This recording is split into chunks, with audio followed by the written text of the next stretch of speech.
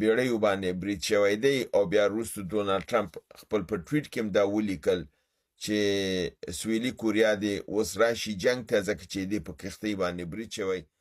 دا ویل. بسم الله الرحمن الرحیم. قدرمندو لیدونکو او اوریدونکو او ګرانو هیوادوالو سلامونه احترامات مې ومنئ. نن شپږم د می کال 2026 چې د چهارشنبې ورځ سره سمون خوري ستاسو خدمت کې حاضر یم. د نن ورځې موضوعات مې ټول نړیوال دي، بالخصوص د تنګي هرمز او همدارنګې د خلیج فارس د جنگ چې پرون په دې باندې کافي خبرې شوي دي او دا دغه و چې گویا ایران پر امریکې او امریکې پر ایران برید کړی او دواړو یو د بل نظر رد کړی. په دې باره کې زما کم از کم د خپلو برنامو سره خپل د چینل برنامو سره 11 تلویزیونی برنامې ما پرون په دې باره کې کړې وي او په هغه کې ما یو خاص سټاند یا پوزیشن اخیستی و چې دا جنگ نه دی شروع شوی، اوربند خپل پرځي کې دی او دا اوربند چې دی لا نه دی مات شوی. دا ډېر دوستان ته د پوښتنې وړ په دی چې ټولو چینلونو ټول ځایونو کې دا ویل کېدل چې بس جنگ شروع شو، بریدونه شوي دي او دا څنګه فاطمی وایي چې دا اوربند لا نه دی مات شوی، جنگ لا نه دی شروع شوی. د خپل دغه خبرې دپاره چې ما دا خبره ولې کوله تاسو ته ځینې ثبوتونه او ځینې رفرنسونه درکوم چې د نړۍ د معتبرو خبري او رسنۍ منابعونه دي او په هغې باندې یعنې موږ تاسو کولی شو چې دا خبره مستنده کو چې ګویا دا کم خبره چې ما کړې ده دا نادرسته نه ده. اول خبر زما دا دی چې د امریکې د جنگ وزیر یعنی د دفاع وزیر پیټ هاګست او د هغوی لوی درستیز او په حساب د قمندان د جنگ جنرال کین د دواړو پریس کانفرانس درلوده پرون او دغه پریس کانفرانس دا بالکل واضح کوله چې دلته د جنگ لا نه دی شروع او په حساب اوربند دی ځکه چې د خبرې د اوربند خواته کېدلی. مګر په عین حال کې د ټولو نه مهم ټکی دا دی چې دغه عملیات چې پرون شوي دي دې ته فالس فلاګ یعنی د دروغو بیرغ چې کله بل څوک د بل چا په نوم باندې یو کار کېږي او په بل چا باندې اړول کېږي دې ته فالس فلاګ وایي. نو ویل کېږي چې دا جنگ چې پرون هلته شوی دی یعنی د امارات متحده عربي باندې برید شوی دی، بیا د ایران په کشتیګانو باندې برید شوی دی، بیا د کوریای جنوبي یا سویلي کوریا په بیړیو باندې برید شوی دی او بیا وروسته ډونالډ ټرمپ خپل په ټویټ کې هم دا ولیکل چې سویلي کوریا دې اوس راشي جنگ ته ځکه چې دې په کښتۍ باندې برید شوی. دا ویل کېږي چې دا یو د دروغین دغه و یعنی فالس فلاګ عملیاتو او د دې نه هدف دا و چې یو خو ملکونه د جنگ ته راکاږي، بل دا دی چې امریکې ته دا بهانه جوړه شي چې ګویا ایران دا د اوربند مات که زمونږ په کشتیګانو په دې باندې برید وکړه نو موږ اوس د تنګي هرمز باندې ورځو او همداسې په ایران باندې ورځو په دې باندې چې دوی په موږ برید کړی دی. دا خبر هم د انډیپندنت ورکړی دی، دا همچنان الکساندر رایو د جرمني او هغه سیاسي مبصر ورکړی دی، دا وال سټریټ جورنال هم ورکړی دی او دا الجزیره هم ورکړی دی، دا CNN ورلډ هم ورکړی دی. دا زما خبره چې دا یعنی دومره منابعونه ده دغه ده چې دا جنگ چې دی دا یو خو هغه فالس فلاګ والا دی او بل دا دی چې دلته اوربند لا قایم دی، جنگ لا نه دی شروع شوی. ویل کېږي چې دغه کارم چې کوم یو شوی دی فالس فلاګ د امریکې او د اسرائیل په ګډون سره شوی دی پر ایران او په خپله د امریکې په بیړۍ او په کوریا جنوبي او په امارات متحده عربي باندې دا بریدونه دوی په خپله کړي دي چې تر څو ایران دې ته وهڅوي چې دفاعي حمله وکړي، میزایل ووري او د هغې په نتیجه کې امریکا ووایي چې دا دی. دا کار په 1945 کې امریکا کړی و، یعنی دویم نړیوال جنگ کې د هغې نه مخکې یعنی دویم نړیوال جنگ خو 1945 کې ختم شو، د هغې نه څو کاله مخکې چې امریکا جنگ ته راننوتله نو هلته هم همداسې یو کار شوی چې امریکې یو بیړۍ وهل شوې وه، بیا هغې امریکې بهانه کړې وه چې دا زما بیړۍ ووهل شوله، نو زه نړیوال جنګ ته راننوځم. بیا راغلې وه اروپایي سیمو ته، مدیترانه‌یي دغې ته، او په دې جنګ کې ورننوتې وه. دا هماغه سیناریو دی بیرته تکرار کړې ده چې دلته خپل په بیړیګانو باندې برید یې کړی دی، د کورې جنوبي په بیړۍ باندې برید کړی دی، او دی ښکاره کړې ده چې ګویا کورې جنوبي ته دا دغه که چې ستا په بیړۍ خو برید وشو، اوس ته باید موږ سره یو ځای شي. کورې جنوبي لا ځواب نه دی ورکړی، خو دوی دا ویل چې کورې جنوبي به دوی سره یو ځای کېږي. همدارنګې انډیپنډنټ دا وایي چې د ایران دغه شپږ کشتیګانې چې امریکې وهلې دي دا ملکي کشتیګانې دي، دا نظامي کشتیګانې نه دي، دا د امریکې سره په جنګ کې نه وي، د عام وګړو کشتیګانې وهلې دي، په دې کې مظلوم خلک شهیدان کړي دي، او په حساب د عام ملکي کشتیګانې دي. او دې باندې ټرمپ وایي نوم ایښی د انډیپنډنټ اخبار دا خبره کوي چې دې باندې بیا ټرمپ نوم ایښی چې زه د تنګه د هرمز خلاصوم، در حال چې دې قصدن دا کار کړی تر څو ایران مشتعله شي چې په عامو خلکو باندې برید شوی دی، د ده په مقابل کې بلو کشتۍ باندې وار وکړي او دوی لاره پرانیزي چې څرنګه په ایران باندې برید وکړي. همدارنګې محمد باقر قالیباف ویلی دی چې موږ تر اوسه جنگ نه دی لا شروع کړی، او دغه دی یعنی دا کوم حالت چې دی دا د اوربن حالت دی. معنی دا ده چې خپل اوربن پر ځای دی، او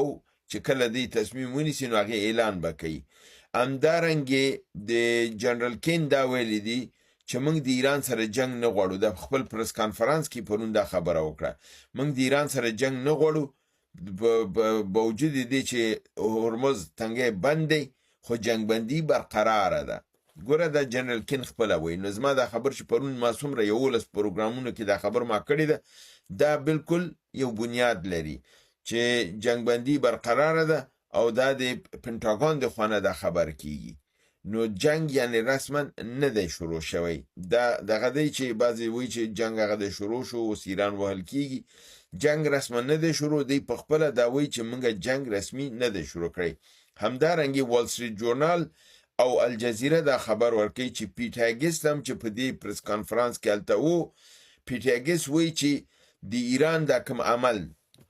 عمل چې یعنی خپل امریکا کړی دی، وایي چې د ایران دغه عمل چې دی دا ډېر ټیټ عمل دی، او دا د ځواب ورکولو نه دی. کار خو خپله سره کړی دی، په کوریا باندې برید کړی، په امارات متحده برید کړی، په ایران کشتیګانو برید کړی.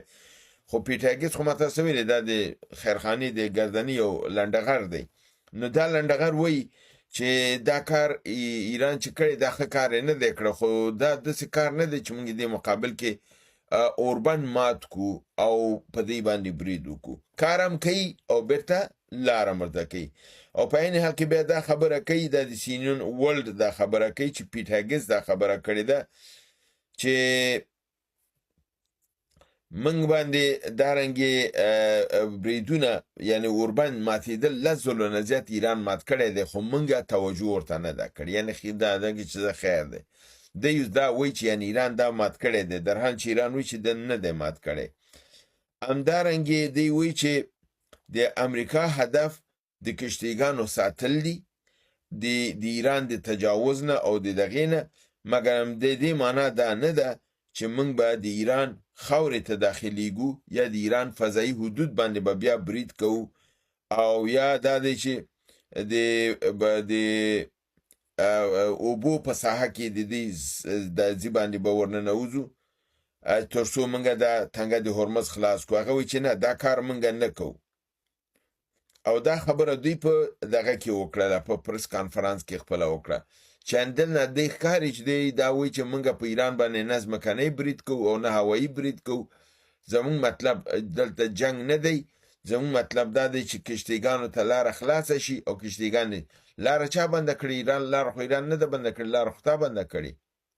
نو ته بیا څنګه دا خبره کوي چې موږ لاره خلاصول کوو؟ نو دلته ښکاري چې دوی هم د جنگ نه یریږي. کوم شی چې زه همیش تاسو ته وایم چې دوی سره هغه توانایي نشته دی. بعضې دوستانو باندې پې خفه کېږي چې ته ولې دا خبره کوې، پرېږده چې موږ دروغ وایو او ته هغه دروغ مه رادوه.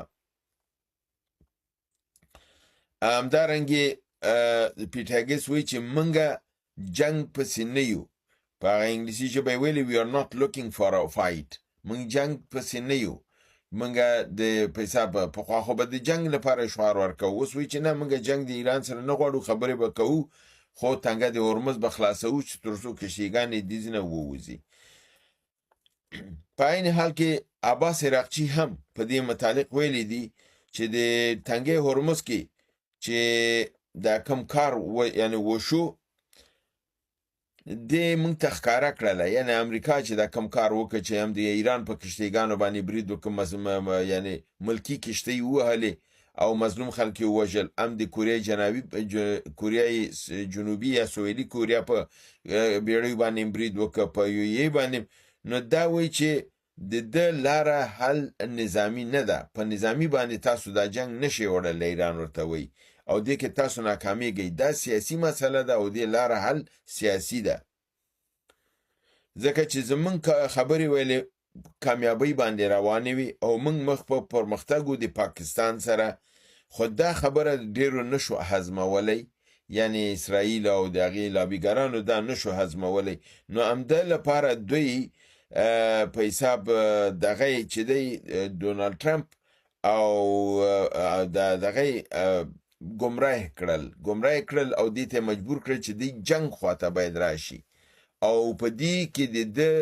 پیسې په دې دام کې امریکا او امارات متحده عربي دواړه په دې دام کې پریوتی دي، یعنی د اسرائیل په دام کې پریوتی. امارات متحده عربي هم د اسرائیل په اشاره باندې دا کار کوي. د مطلب دا دی نو د لپاره دی وی چې دا کار چې دی دا کوم فایده نه لري، او دغه چې دی په نامه د پروژه د ازادۍ یا د خپلواکۍ پروژه پروجیکټ فریډم شروع کړی دی، دا اصلا پروژه د ازادۍ نه ده، پروژه د ډیډ لاک ده، یعنی د بندیز او د لارې بندولو پروژه ده، لارې خلاصولو پروژه نه ده، او د کې کوم شی د دوی لاسته نه ورځي. همدارنګې په صورت د دې کې چې که چېرته جنگ وشي نو په هغه صورت کې په خپله د رسنۍ وی رویټرز دا خبر ورکوي چې ایران د چین سره نوې معامله کړې ده، نوې ډیلې کړې دی چې دا به سوپرسونیک انټي شپ هغه د کشتیګانو په ضد چې سوپرسونیک کوم میزایلونه دي چې پیټاګست ویلي وو چې چینایان سره داسې میزایلونه دي که ایران ته یې ورکړي زموږ ټولې کشتیګانې په 20 دقیقو کې ختموي. دی وایي چې دغه معامله رویټرز دا خبر ورکوي چې دا ډیل دی په ایران د چینایانو سره شوی دی او دا میزایل ایران ته سپارل کیږي او دی کېدی چې دا په دې جنګ کې استعمال کړي که چېرته برید باندې وشي. همدارنګې استخباراتي راپورونه دا ښکاره کوي چې چینایان تیاری نیسي تر څو اسلحې او دا چې دي دا ایران ته شپ کې یا روانې کې، یعنې او دا نازکه اوربند چې دی دا د ایران د چینایانو د دې وسلې سره ایرانیان دا اوربند به مات کی، یعنی هغې دا اوس تهمت په ایران باندې وی چې ایران دغه کار ته ملا تړلې ده او د اسلحه اخلي او اوربند ماتوي. او الجزیره وی چې ممکنه ده چې ایران د چینایانو د سټلایټ په ذریعه باندې خپل کارونه کوي چې هغه بایډو دغه د نیویګیشن دی او دا دوی استعمالي. په دې باندې ما ډېر برنامې کړي، ما تاسو ویلي چې دا دوی بالکل استعمالي او دې ته یې ورکړی دی.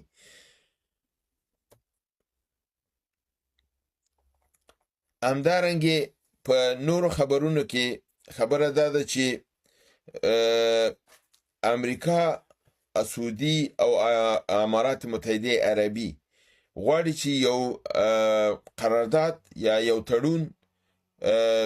دغې ته د ایران په مقابل کې شورای امنیت ته وړاندې کړي او دا قرارداد هلته کوشش وکړي شورای امنیت کې پاس شي. د دې قرارداد متن دا دی چې ایران نړیوال اقتصادي او امنیت ته، یعنی ایران نړیوال اقتصاد او امنیت ته ګواښ دی، د ده مخه باید ونیول شي او په دې رقم سره دی غواړي چې یو ریزولوشن پاس کړي،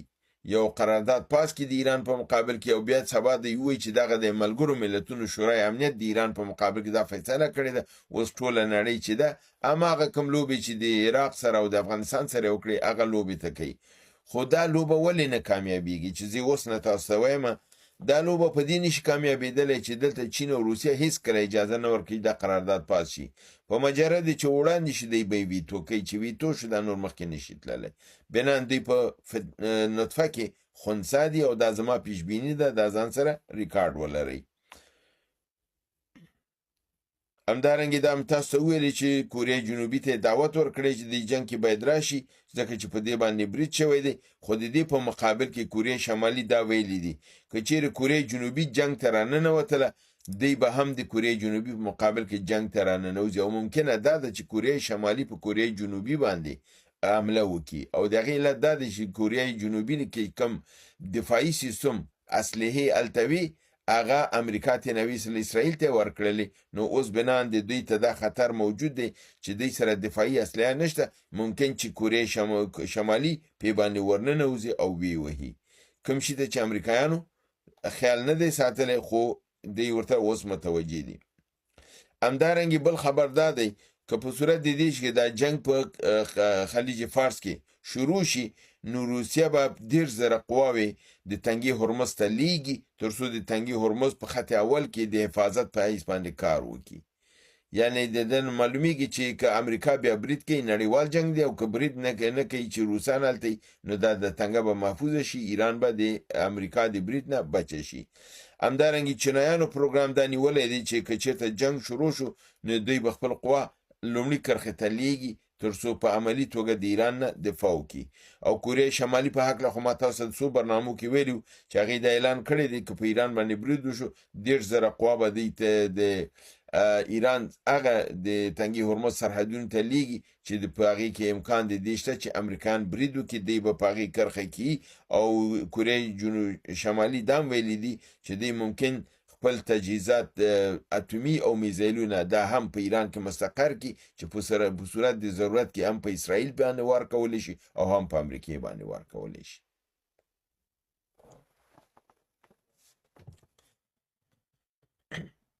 دا زما د نن ورځې خبرونه چې تاسو حضور ته مې وړاندې کړ هیله د برنامه وګورئ خوښ کړئ دوستان سره شریکه کړئ تر بل برنامې چې بیا تاسو حضور ته حاضرېږم تاسو په لوی پروردګار د عالمیانو سپارم وما علینا الا البلاغ